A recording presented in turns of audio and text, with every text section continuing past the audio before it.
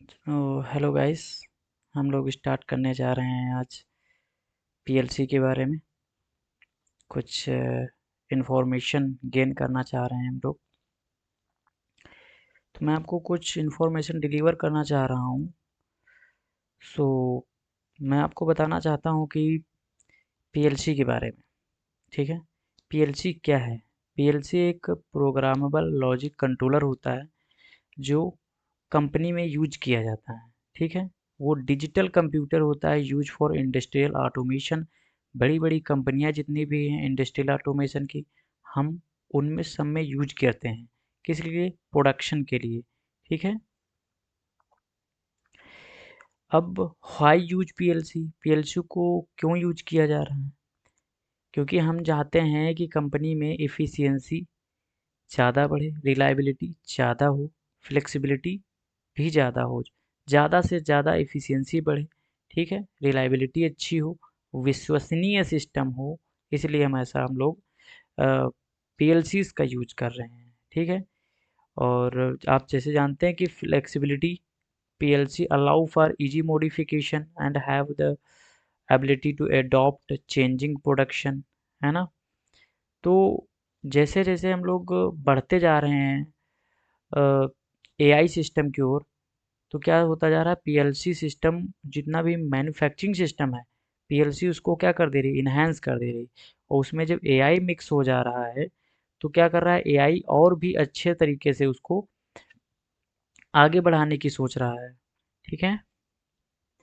Next, where to use PLC? PLC का हम लोग यूज कहाँ करते हैं? Manufacturing PLC are widely use for manufacturing control machinery and automate process such as assembly lines and robotic arms, okay, utilize. और भी crucial role play करती है जो कि मॉनिटरिंग, कंट्रोलिंग। ठीक है। इन सब चीज़ों में हम लोग पीएलसी का यूज करते हैं। ठीक है। ट्रांसपोर्टेशन में भी पीएलसी का यूज करते हैं। Okay. History of PLC? PLC की हिस्ट्री हम लोग जानते हैं कि मॉडिकॉन 084 से ही स्टार्ट हुआ था हमारा। ठीक है। इवेल्युएशन आया, उसके बाद हम लोग इंटीग्रेशन किए और ज़्यादा से ज़्यादा पीएलसीज को लाने की स्टार्टअप किए। ठीक है। तो जो फादर थे पीएलसीज के, वो Richard E Morley is credited as a father of PLC. Okay. 1968 में पीएलसीज का जो इन्होंने इनोवेट किया था। ठीक है। नई पीएलसी का इन्वेंशन किया था।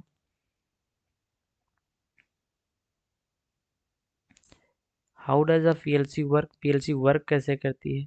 पीएलसी वर्क करती है continuously scanning the its program. जो भी इनपुट अप्लाई किया जाता है उसको स्कैन करती है, उसी के बाद एग्जीक्यूट करती है अपने अगले जो भी सिस्टम, जो भी ऑपरेशन करना है नेक्स्ट ऑपरेशन के लिए। तभी हम लोग प्रोसीड कर पाते हैं जब हम इनपुट को स्कैन करते हैं। ठीक है। और advantage and disadvantage of application क्या होता है?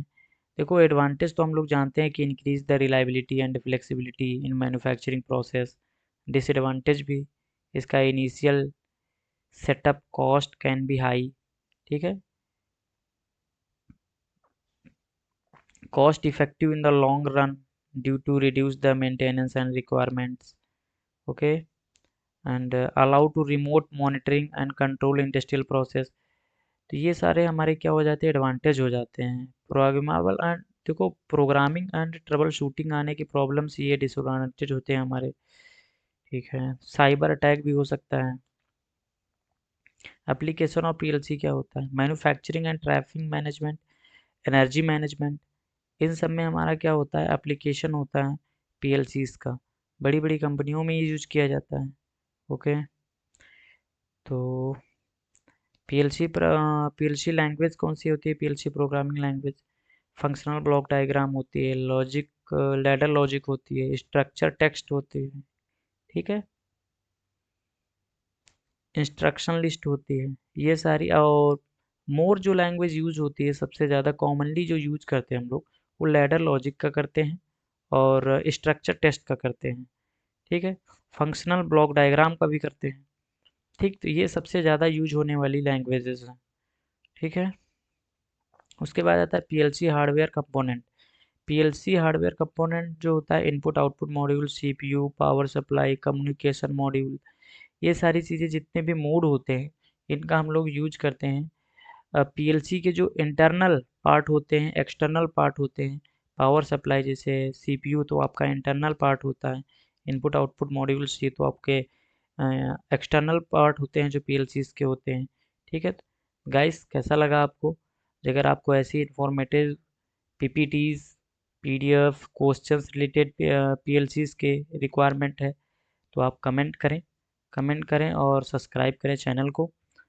और आई होप आपके लिए ये इन्फॉर्मेशन